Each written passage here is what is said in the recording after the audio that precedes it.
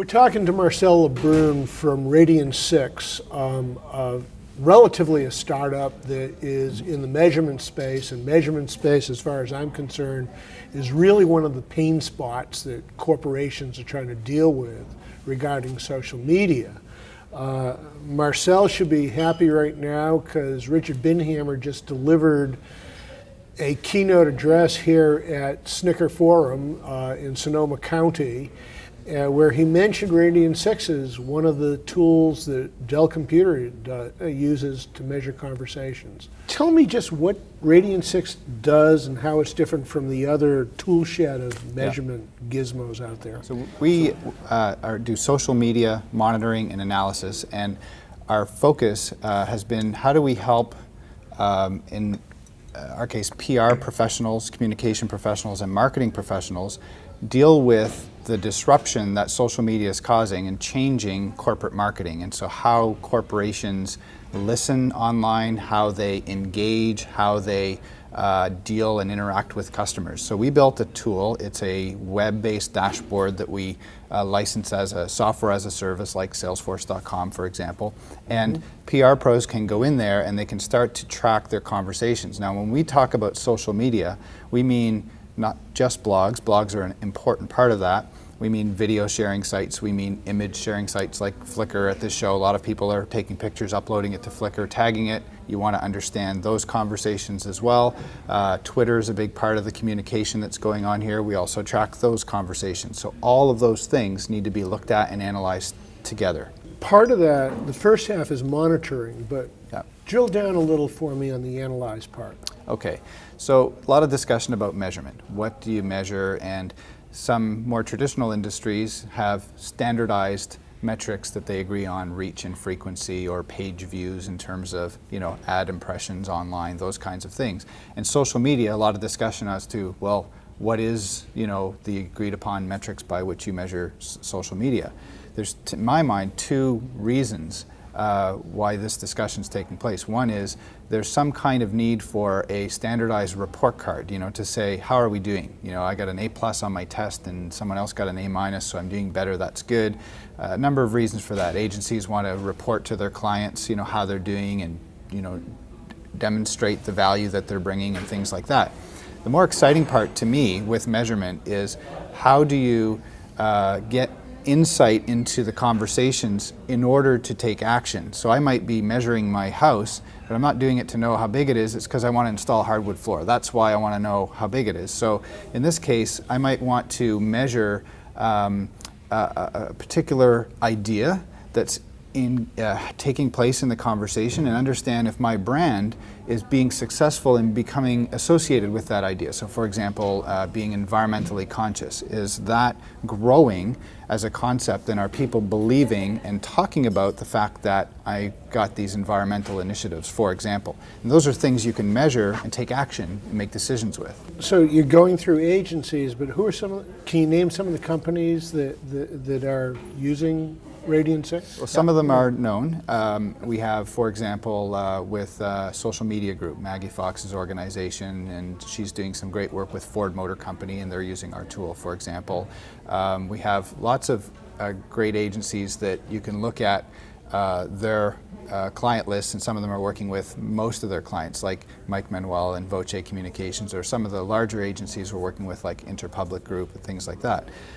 Some clients are working with us directly, like Moosehead Breweries as an example. Yeah. So they've started listening online with our tool, and they reach out. It's interesting what they do, because they've got two different kind of focuses. One is there's a lot of very popular content online, like their commercials, which are entertainment value and have lots of views, and there's conversation about it, and they see that just as kind of brand impressions and out there. And then they have beer geeks, and these are experts in the beer community that know what they're talking about, and they're interested in hearing their conversations, engaging with them, and moving them to become advocates of their brand. Every company's using you a little differently. Yeah.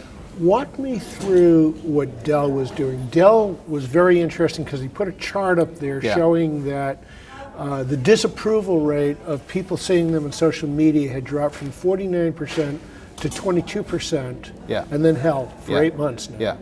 So what role did you play in all of that? Well, Dell would be one of the most advanced thinkers in this space. You bet it is. Yeah, and they come up all the time as examples, and as Richard mentioned, his focus is customers. And so, unlike the example I just gave you, their focus is not the influencers as much as it is customers. And so they want to identify, and as he mentioned, there are several thousand conversations per day, posts per day, which mention their brand. So they need to be able to go through those and identify. In this particular case, they want to identify, issues that customers are having, reach out to them, connect with them, and address those issues, and turn customers with issues into happy customers, that kind of thing.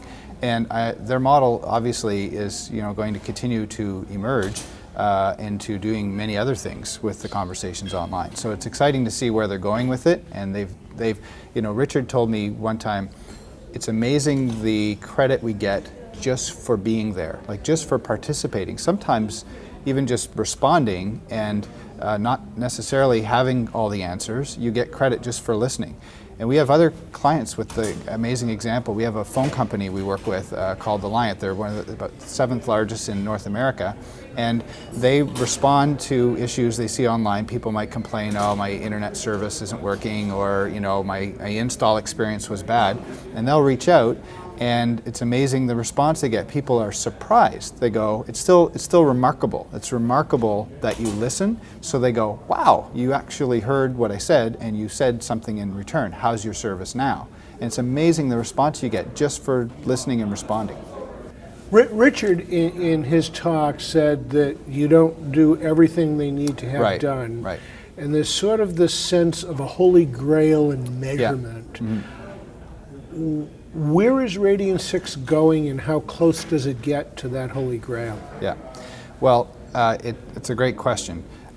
Today, the things that we've focused on, which we do very differently, are make sure you crawl and cover all of the media. And a lot of others have said, well, we crawl, just things which we deem influential, or just a subset of content. And our customers have said, I don't want to miss something. If somebody says something in their customer, it's important. So if you don't consider them influential, we do. So we have to cover all of that. So that's a key thing that we've done. The other thing that's really interesting, where is this going?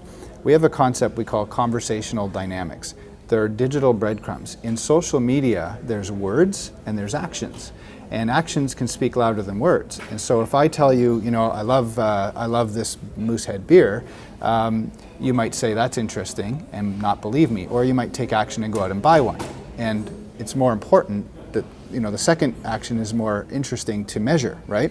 So in social media, you can measure how ideas propagate, how communities gather around an idea. You can measure comments, you can measure social bookmarks, you can measure links, on-topic links, you can measure unique commenters. You can measure all of these things, which give you very interesting things to analyze and to direct the content to various people. Now, when he said, where are things going? No one has the complete solution.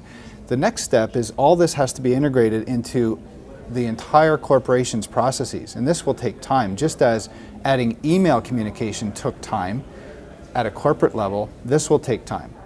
I talk about a concept I call the social phone. When someone mentions your brand online, they've just rang your social phone. They've called your number. Are you going to answer that? How quickly are you going to answer that? How cost effectively are you going to answer that?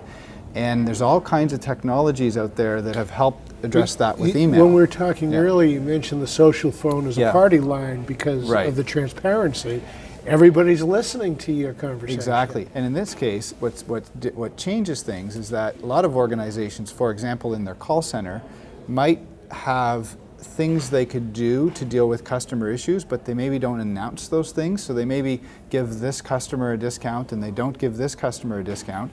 This becomes a challenge, right? When you're now answering the social phone and dealing with these things online, you do something for one customer, it's actually quite visible. So you actually have to become more transparent with what you're offering your clients. Marcel, we're running out of time. We have to go over to your booth and take a look at the product, but thank you very much for your time. This is very useful, and thank you, and good luck to Radiance6. Great, thank you very much.